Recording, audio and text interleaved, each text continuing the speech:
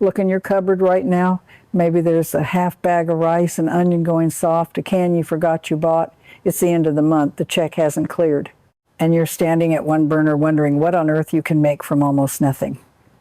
I've stood exactly where you're standing. And I'm here to tell you that with what's already in that kitchen, you can eat better than half the people pulling into drive-thrus tonight. These are 25 forgotten one-pot meals that fed people through the Great Depression, through the war years, through the leanest decades this country ever saw. Some cost less than a quarter a bowl. Most use a single pot, almost no energy, and barely any standing on your feet. I learned them from my grandmother, who fed 7 children through the 1930s on a budget that would make you weep. And the very last one, number 1, is a meal I found buried in a 1933 county relief pamphlet. It cost about 3 cents a serving back then. It filled grown men working 12-hour days. Most people alive today have never even heard its name. Stay with me, because if you live alone and cook for just 1 or 2, this whole list was made for you. Let me start the countdown. Number 25 is something I call milk toast, and I know exactly what you're thinking. Toast and warm milk sounds like nothing. But the first time my mother set it in front of me on a cold morning, sick in bed in our little house in Ohio, it changed how I thought about plain food forever.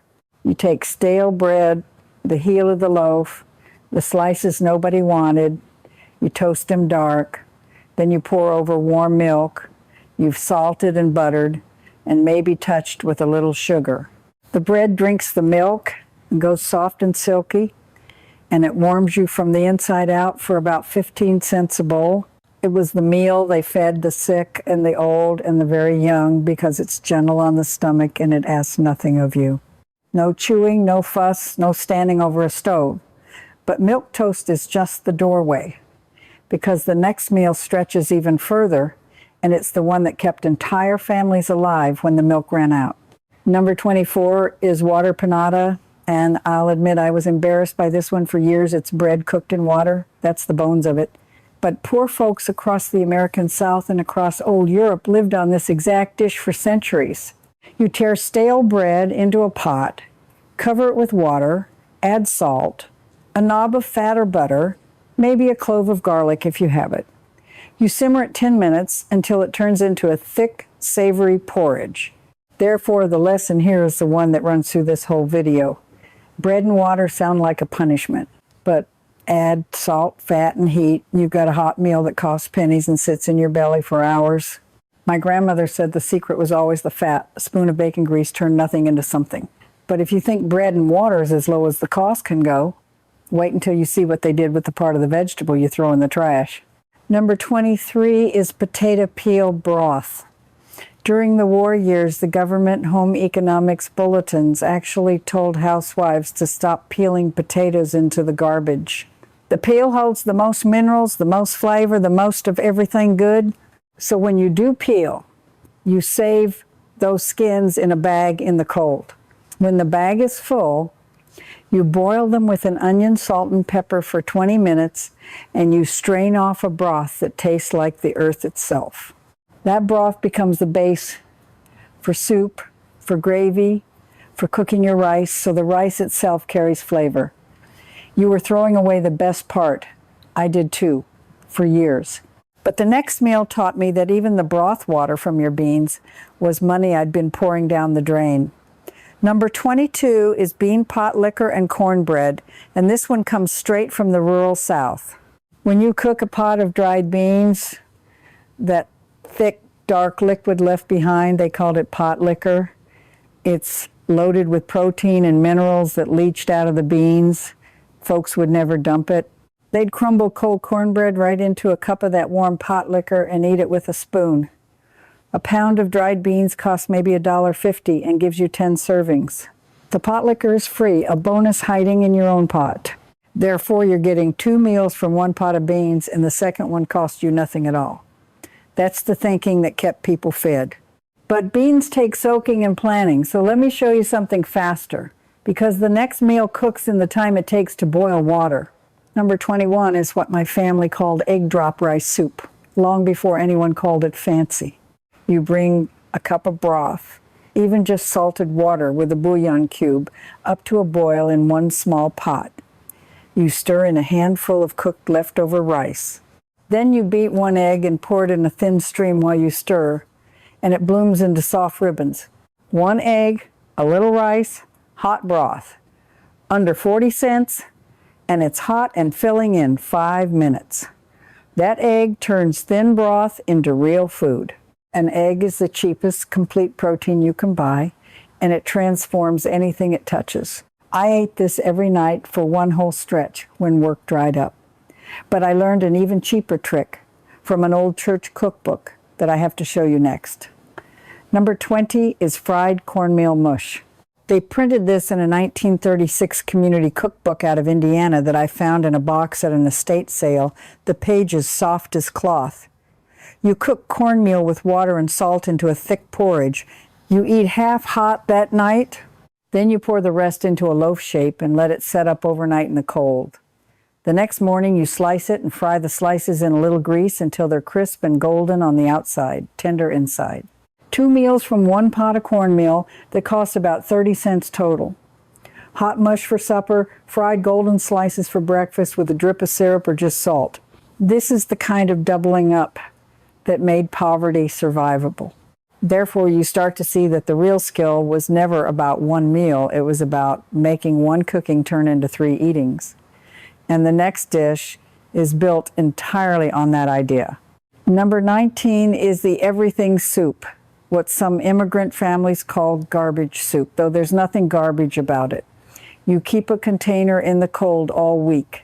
Every vegetable end, the carrot tops, the celery base, the onion skins, the bit of leftover beans, the last spoon of rice, it all goes in.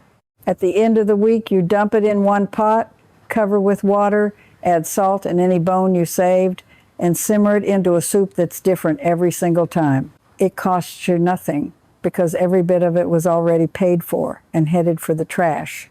My grandmother never once made the same soup twice, and she never wasted a scrap in 50 years. But to make soup like this really sing, you need one secret ingredient that costs almost nothing and that the old folks never ran out of, and that's where the next one comes in. Number 18 is a simple pot of onion soup, the poor man's version, not the restaurant kind drowning in cheese. Onions are one of the cheapest vegetables on earth, and they keep for months. You slice 3 or 4 onions and cook them slow in a little fat until they go soft and brown and sweet. That browning is free flavor, just heat and time.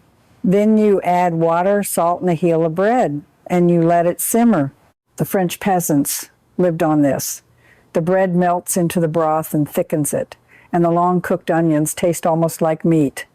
About 50 cents feeds 2 people. Therefore, the trick you're learning is that patience replaces money. Brown your onions slow, and you don't need a thing else. But the next meal proved to me you could feed yourself well even when you had no vegetables at all. Number 17 is milk gravy over bread, what the old-timers called sawmill gravy when they had a little sausage, and just poor gravy when they didn't. You melt a spoon of fat in your pot, stir in a spoon of flour, and cook it a minute. Then you slowly pour in milk, stirring the whole time, and it thickens into a creamy gravy. Salt it heavy, pepper it black, and pour it over toast or biscuits or just plain bread. Flour, fat, milk. Maybe 20 cents for a plate that sticks to your ribs all morning. This fed coal miners and farmers before a hard day. It's almost embarrassing how good warm gravy on bread tastes when you're truly hungry. But I want to stop the count for just a minute, because I think you already feel what I'm really talking about here. Because these meals were never just about the money. I know what it is to stand in a quiet kitchen at the end of a long day, with my knees aching and my back tired, and feel like cooking for just myself isn't worth the trouble. I know that silence. The kitchen that used to be full of voices, and now it's just you and the hum of the refrigerator. And I know the temptation to just skip it, to go to bed hungry, because making a real meal for one person feels like too much effort for too little reward. That's the real poverty nobody talks about. Not just empty pockets, but empty energy. The exhaustion of feeding yourself when nobody's watching and nobody's coming, But here's what these old meals gave me back: dignity. The pride of setting down a real bowl of hot food that I made with my own 2 hands for almost nothing.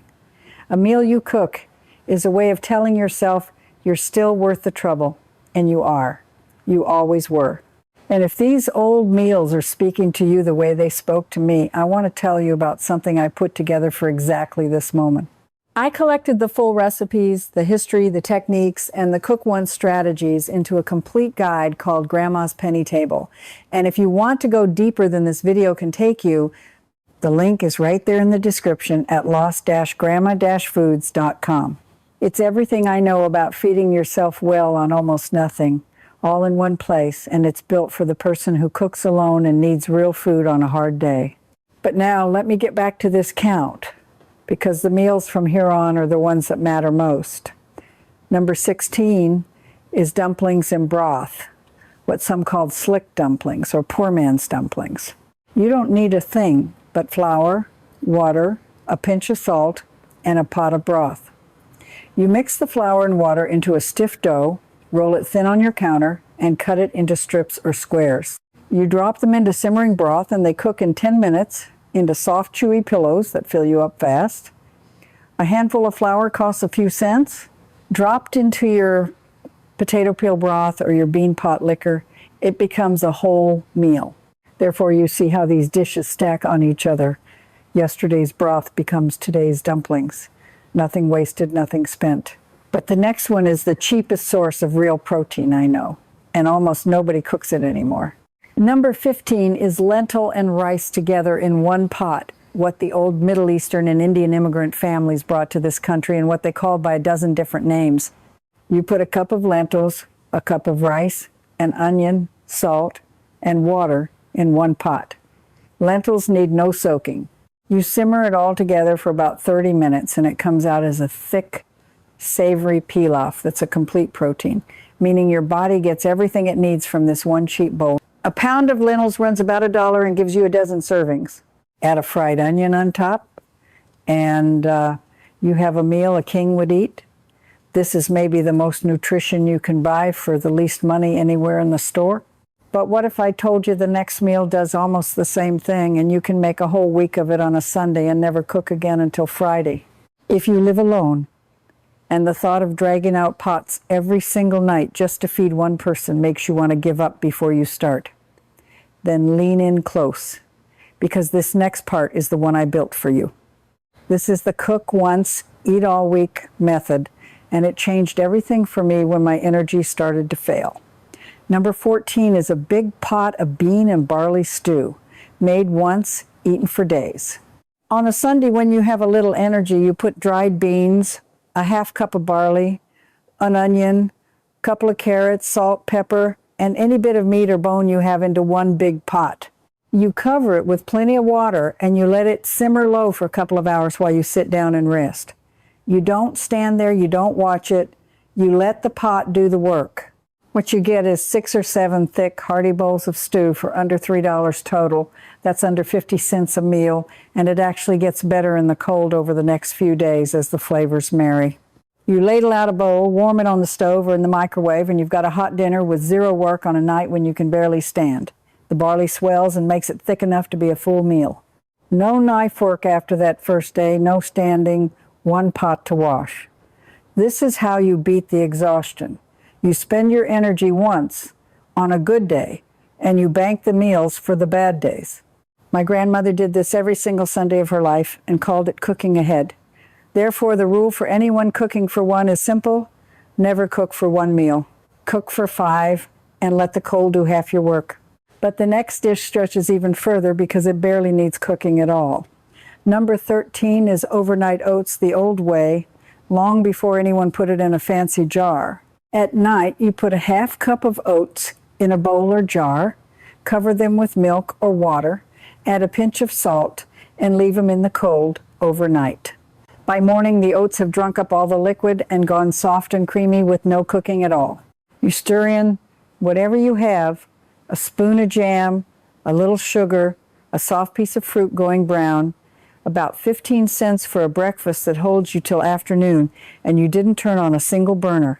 For folks whose hands hurt in the morning, for anyone who can't stand at a stove first thing, this is a gift. Oats are one of the cheapest, most filling foods in the entire store. But here's where I have to tell you something that started to make me angry the more I looked into it. Because somewhere along the way, somebody decided these meals should be forgotten. Walk down the cereal aisle and look at what they're selling you. The same oats my grandmother bought for pennies, now puffed up, sugared, stamped with a cartoon, and sold back to you for 10 times the price in a bright box. They took the cheapest, most honest food in the world and dressed it up and charged you a fortune for it. The convenience food companies spent millions teaching us that cooking from scratch was drudgery, that real food took too long, that we deserved the box and the bag and the drive-through. And the people it hurt the most were folks exactly like us.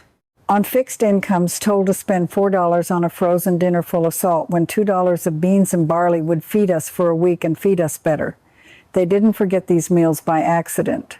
The forgetting was sold to us. But every dish in this video is a way of taking it back, and the next few are the ones they'd least want you to remember. Number 12 is the simple skillet of fried potatoes and onions, the meal that fed working America. You slice a couple of potatoes thin and an onion along with them. You cook them slow in one pan with a little fat, covered it first to soften, then uncovered to crisp and brown, salt and pepper, and that's the whole thing. Maybe 40 cents for a plate that fills you completely. The potato is the most unfairly forgotten food we have. It's cheap, it keeps for months in a cool, dark place, and it gives you energy, vitamin C, and potassium. A person can live a long, healthy time on potatoes and a little milk, and history proved it. But the next one takes that same humble potato and turns it into something that feels rich enough for company. Number 11 is potato soup, the creamy kind, made with no cream at all. You boil a few diced potatoes with an onion and just enough water to cover. When they're soft, you mash some of them right in the pot against the side, and they thicken the broth into something silky. You stir in a little milk and a pat of butter, salt and pepper heavy, and you've got a soup that tastes like it took all day. About 60 cents for a whole pot that feeds you twice. The mashed potato does the work of cream for free. This was Sunday good food in poor houses, the kind of soup that made a cold house feel warm. Therefore, you start to understand that richness was never about expensive ingredients. It was about knowing the trick. But the next meal hides its trick inside something most people throw straight in the garbage. Number 10 is what they call bread pudding, but the savory supper kind, not dessert. You take all your stale bread, tear it up, and lay it in a dish. You beat 2 eggs into a cup of milk with salt, pepper, and any bit of cheese or onion or leftover vegetable you have. You pour it over the bread, let it soak, and bake it or cook it covered in a pot until it sets into a soft, savory custard. 2 eggs, some milk, and bread that was going hard anyway. Under $1 to feed 2 or 3 people a warm, satisfying supper. This is how the old cooks made stale bread into the centerpiece of the table instead of throwing it out. Stale bread was never trash to them. It was tomorrow's dinner waiting. But the next dish made a feast out of something even humbler than old bread. Number 9 is cabbage cooked down soft, the meal that fed half of Eastern Europe and came over on the boats. A whole head of cabbage costs about $1, and it's one of the longest keeping vegetables there is.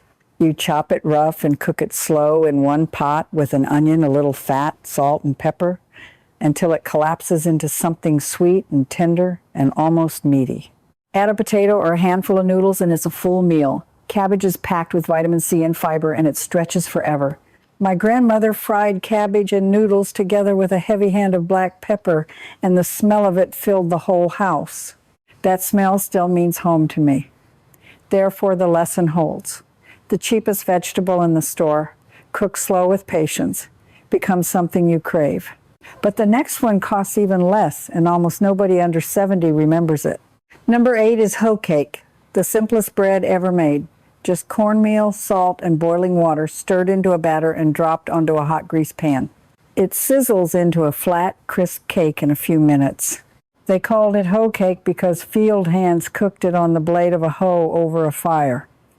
It cost maybe a dime, and it goes with anything, soups, beans, gravy, or just eaten plain hot with a smear of fat. No yeast, no rising, no oven, no waiting. When the bread money ran out, hoe cake filled the gap. This single recipe kept people from going breadless through the worst of times. But the next meal is where things get truly serious about cheap, because we're entering the final stretch now, and these last 7 are the real survivors. Number 7 is rice cooked in milk, the poor man's pudding that doubled as supper. You simmer a half cup of rice slow in 2 cups of milk with salt and a little sugar until it goes thick and creamy. Hot, it's a dessert, but our people ate it as a whole meal, because rice and milk together give you energy and protein and calcium all in one cheap bowl. About 30 cents to fill your belly with something warm and sweet and comforting.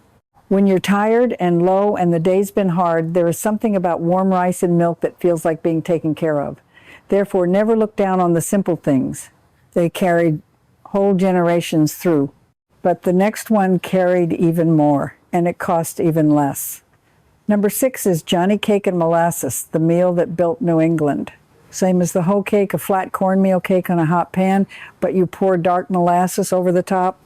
Molasses was the cheap sweetener of the poor, and it's loaded with iron and minerals that kept people from getting sick. A whole supper of Johnny Cake and Molasses cost a few cents and gave you energy to work and the nutrition to survive. This is documented all through the old Yankee cookbooks, families eating this morning and night for weeks at a stretch, cheap, filling, and quietly nourishing. But the next meal takes us right down to the bone of what poor cooking really was. Number 5 is a pot of plain beans, slow simmered, and I won't dress it up because it doesn't need it. A pound of dried pinto or navy beans, an onion, salt, pepper, and a piece of any cheap fat or bone you have. You cover it with water and let it cook low for a couple of hours until the beans go soft and the liquid turns thick and rich. That's it. That's the meal that fed more poor Americans than any other dish in our history. 10 servings from 1 pound of beans that costs under $2. That's under 20 cents a bowl for a complete, filling, protein-packed meal that keeps for days and tastes better every time you warm it. Beans and a piece of cornbread were the foundation under everything. Therefore, if you remember nothing else from this whole video, remember the bean pot. But the next 2 meals are the ones I almost couldn't believe when I found them. Number 4 is the water and flour gravy they call poverty gravy or hard times gravy, eaten over anything when there was no milk, no meat, nothing but flour and water and a little fat. They made it anyway. You brown a spoon of flour in a little hot fat till it smells nutty, then whisk in water instead of milk, salt it hard, pepper it black. It thickens into a brown gravy you pour over bread, potatoes, rice, whatever you have. It cost almost nothing, just flour and fat and water, maybe a nickel. And it turned a dry piece of bread into a hot, savory meal. That browned flour gives it a real taste, deeper than you'd ever believe, from 3 ingredients. This is the gravy that got families through the weeks when even milk was a luxury. But number 3 goes lower still. Number 3 is the onion and bread sandwich. And before you turn up your nose, let me tell you, it was a real and beloved meal. A thick slice of raw, sweet onion between 2 pieces of bread, spread with a little fat or dripping, salt and pepper. That's it. The poor ate it across 2 continents, and old folks remember it with real fondness. The sharp bite of the onion, the soft bread, the salt, a few cents, no cooking at all, ready in 1 minute. It sounds like nothing, but a raw onion has real vitamin C, and on a hot day when you couldn't cook and had no money, this fed you. Therefore, the truth comes clear. Hunger makes honest food taste like a feast, and there's no shame in any of it. But number 2 is the one that stretched a single ingredient, the absolute furthest. Number 2 is what they called a stone soup of sorts, the end of the month soup, made from a single bouillon cube or a saved bone and absolutely everything else you have left. You start with water and that 1 cube of flavor. Then you add the last of the rice, the last 3 noodles, the soft potato, the bendy carrot, the spoon of leftover beans, the heel of bread to thicken. You simmer it all together and you eat like the king of the last day before the check comes. It costs almost nothing because it's made of the scraps that were left when everything else was gone. This is the meal that stands between you and an empty plate on the 28th of the month. I've made this soup more times than I can count, and it never once let me down. But now we come to it. Number one, the meal I promised you at the start, the one almost nobody alive remembers. Number one is acorn and cornmeal porridge, the survival meal I found buried in a 1933 county relief pamphlet from the rural Midwest, printed to help desperate families forage when the money was completely gone. But the everyday version, the one that fed people week in and week out, was even simpler than that, and it was called cornmeal koosh, or just koosh, carried down from the poorest tables in the South. Here is how it works, and why it's the cheapest hot meal I know. You heat a spoon of any fat in one pot. You pour in cornmeal and let it toast right in that fat until it smells like popcorn and goes golden. Then you pour in just enough boiling water to bring it together, salt it, and stir it into a thick, hot, savory mush that you eat straight from the pot with a spoon. Cornmeal, fat, salt, water. That's the entire meal. It cost about 3 cents a serving in the 30s, and even today it costs barely more than a dime. What makes it number one isn't just the price, it's that it asks almost nothing of you. One pot, 5 minutes, no knife, no chopping, no standing and waiting. For an old man with aching hands at the end of a long month, koosh is a hot, filling meal when there is truly nothing else, and it sits in your stomach for hours. The toasting of the cornmeal in the fat is the whole secret. That one step turns plain meal and water into something that tastes deep and rich and nutty, something you'd never guess cost 3 cents.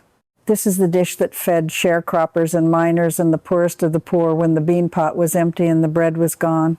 It was so tied to hard times that as soon as families could afford anything else, they stopped making it and they never spoke of it again.